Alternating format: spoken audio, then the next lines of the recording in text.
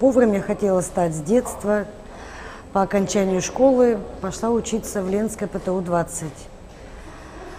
Закончила в 1987 году и сразу устроилась в Мухтурский процнаб поваром. За свое время работы я работала в холодном цехе, в мясном цехе, на раздаче. Вот уже 7 лет, как я работаю старшим поваром. Как старший повар я стараюсь охватить все цеха везде, и в мясном, и в холодном. За всем наблюдаю, везде помогаю.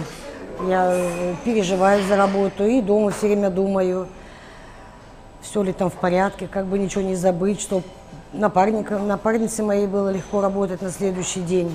Наши постояльцы – это, конечно, ЛТП-1, ЛТП-2, Сарма, с деревень приезжает очень много. Ассортиментный перечень их устраивает.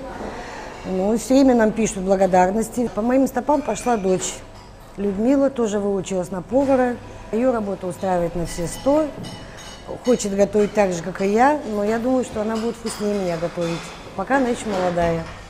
Все у нее впереди.